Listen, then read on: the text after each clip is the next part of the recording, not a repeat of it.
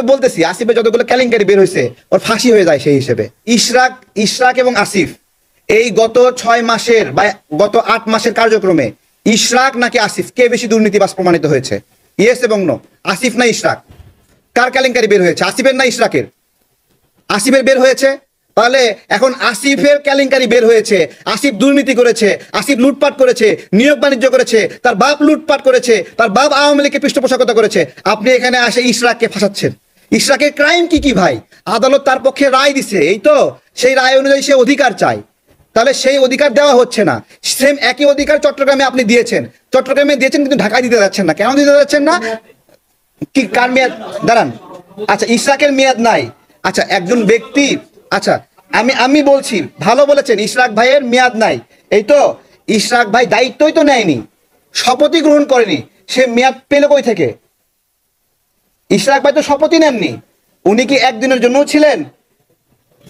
বলেন, ওনার মেয়াদটা গেল কিভাবে? ওনার মেয়াদ খেয়ে ফেললো কে?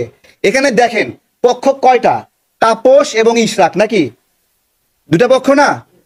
আদালতের কাছে কি বলেছিল যে এইরকম করে ইলেকশন ইঞ্জিনিয়ারিং করে আমাকে হারানো হয়েছে, নাকি ইলেকশন হওয়ার 30 দিনের মধ্যে সে আবেদন করেছে যে আমাকে এই উপায়ে হারানো হয়েছে, এই কারণে আমি বেশি পেয়েছি, আপনারা বিচার বিশ্লেষণ করে এই তাপসকে পরাজিত ঘোষণা করেন, আমাকে বিজয়ী ঘোষণা করেন। সেই বিচারটাই 2 বছরে হয়েছে বা 3 বছরে হয়েছে। হওয়ার পরে আদালত কি পেল যে হ্যাঁ তাপস ওই সময় পরাজিত ছিল, তাই না? সেই পরাজিত হওয়ার প্রেক্ষিতে বলছে ঠিক আছে এখন থেকে ইশরাক তাহলে বিজয়ী। তাহলে এখন আপনি বলেন, আপনি তাপসের পক্ষে নাকি ইশরাকের পক্ষে? বলেন এটা। আমি তো সেটাই বলতেছি যে ইশরাক বেশি দুর্নীতিবাজ নাকি আসিফ বেশি দুর্নীতিবাজ। আপনারা তো এই জায়গাতে ধরছেন না। এখন আসিফ হলো আপনার হলো, আমি একটা খারাপ মানুষ, সে দুর্নীতি করতে পারে, খারাপ করবে, ও তো খারাপই, নাকি? যেমন একজন সুইপার, তার কাজই তো নোংরা হাত দিয়ে নাড়া, তাই না? তা একজন সুইপার তার কাজ নোংরা দিয়ে হাত নাড়া, তা একজন বাবুর্চি তাকে কি আপনি অ্যাকসেপ্ট করবেন সেও হাত দিয়ে নোংরা নেড়ে আপনাকে খাওয়াবে? তাহলে আসিফ তো একজন বাবুর্চি ছিল, তা সে কেন সুইপার হতে চাইলো? আমার প্রশ্ন, তাই না? এখানে আসিফের একটা জিত কাজ করতেছে। একটা 150 টাকার ছেলে যে বাই চান্সে ক্ষমতায় ঢুকেছে, সেফ বাই চান্স, জনগণের ম্যান্ডেট নিয়ে ঢুকেছে।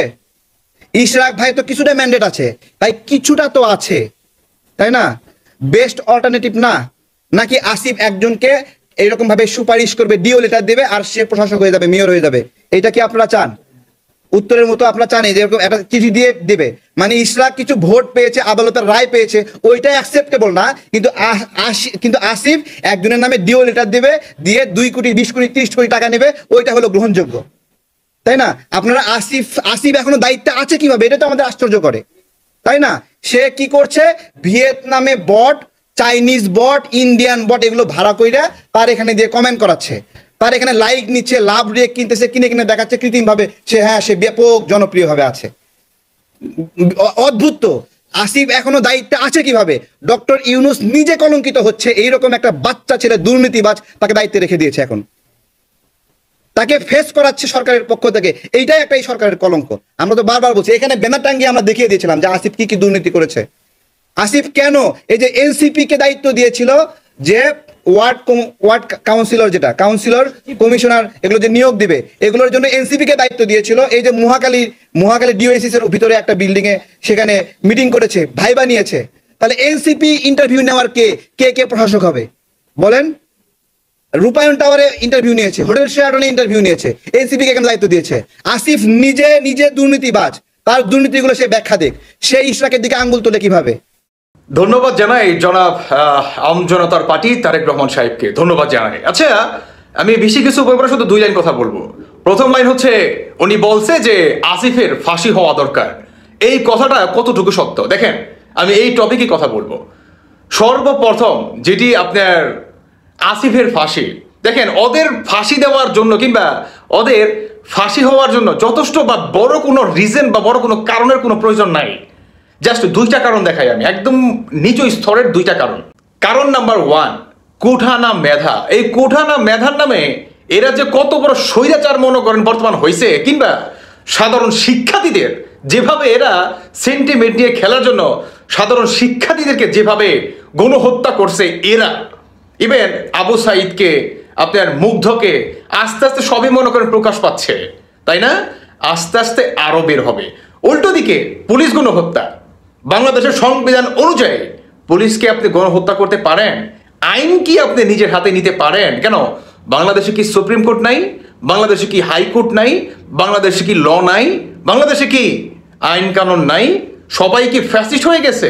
সবাই কি স্বৈরাচার হয়ে গেছে? না ভাই, স্বৈরাচার তো শুধু তাদের মুখেই ছিল যারা নাকি মূলত এই কোঠার নামে আপনার উল্টো দিকে পর্দার আড়ালে দেখছে সরকারের ক্ষমতার সেই চ্যাটটা, দেখছে টেন্ডারবাজি, দেখছে কোটি কোটি মনে করেন টাকা, লোভ লালসতা, ক্ষমতার লালসতা।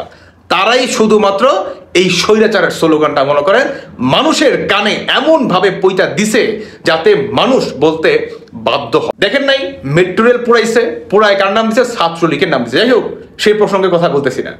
এই আসিফের যদি ফাঁসি হয় তাহলে সাধারণ শিক্ষার্থীদেরকে 5 আগস্টে যেভাবে হত্যা করছে আপনার এই কুঠার নামে, এটাই হচ্ছে যথেষ্ট। 5 আগস্টের আগে কিংবা কুঠা আন্দোলনের আগে এই সমন্বয়কারীরা কি বলছে যে আমরা সরকার গঠন করব, আমরা এনসিপি দল গঠন করব? বলছে? বলে নাই। আরে ভাই, হুটহাট কখনো কোনো কিছু হয় না। কেমন প্রতিটা আপনার স্টেপের পিছনে মানুষের স্বপ্ন থাকে। আপনি আপনার জীবনের লক্ষ্য ওই আসমানে ঘুরি মানুষ যেভাবে উড়ায়, আপনার জীবনের লক্ষ্য আপনি সেভাবে উড়ান না, তাই না?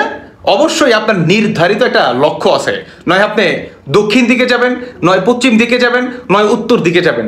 কোনো একটা দিক নির্দেশনা তো আপনার অবশ্যই আছে লাইফে, তাই না? তেমনি সমন্বয়কদের একই দশা। কেমন যারা নাকি বলতেছে যে এটা এনসিপি কিংবা জুলাই বিপ্লবকে ধরে রাখার জন্য এই এনসিপি গঠন, এটাও আরো একটা মেটিকুলাস ডিজাইন। এটাও আপনারা আস্তে আস্তে দেখতে পারবেন। উল্টো দিকে এই এনসিপি প্রত্যেকটা ফাঁসি তো হবেই। বাংলাদেশ সংবিধান লঙ্ঘন, বাংলাদেশ পুলিশ গণহত্যা, লুটপাট, এইবেন আপনার সাধারণ শিক্ষার্থীদের যেভাবে কুঠার নামে গণহত্যা চালায়, সেই মনে করেন আপনার অবস্থা। উল্টো দিকে এই আসিফের বাবা কি নোংরা রাজনীতি। ওনার বাবার একটা শোনেন নাই? আমি তো আমার ভিডিওতে দেখাইছিলাম, ডক্টর মোফাজ্জল ইসলামের লাইভে আইসা ওই টিচার উনি কথা বলছে, মানে কতটা নোংরা ওনার বাবা।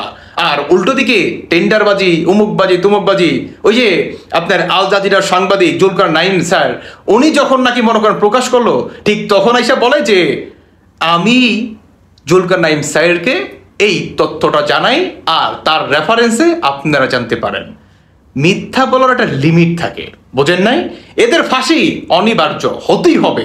এই আসিফ ভুইয়া বর্তমান ইশরাকের সাথে পাল্লা দিয়ে তো পারতেছে না, তাই জোর জবস্তি করে ক্ষমতা খাটিয়ে বর্তমান চেয়ারে থাকার চেষ্টা চালাচ্ছে। কারণ চেয়ারে তো ওনাকে থাকতেই হবে, আর যদি না থাকতে পারে তাহলে ওনার অবস্থা খুবই ভয়ঙ্কর হবে।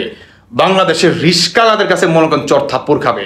ইভেন বিএনপির কাছে তো উঠতে বইতে মনে করেন চর থাপ্পড় খেবে, উঠতে বইতে। সেই থাপ্পড় যাতে না খেতে হয় এর জন্যই বর্তমান জোর জবস্তি করে ক্ষমতায় বসে রয়েছে, যাতে আরো কয়েক হাজার কোটি টাকা পাচার করা যায়। ইভেন সরকারের পদ ছাড়ার আগে যাতে বহির্বিশ্বে সেফ এক্সিট নেওয়া যায়। বুঝতে পারছেন? এই হচ্ছে বর্তমান এদের অবস্থা। এনিওয়ে দর্শক বন্ধুরা, বাকিটা আপনাদের ব্যক্তিগত মতামত অবশ্যই জানিয়ে যাবেন। ধন্যবাদ সবাইকে। আল্লাহ হাফেজ, আসসালামু আলাইকুম।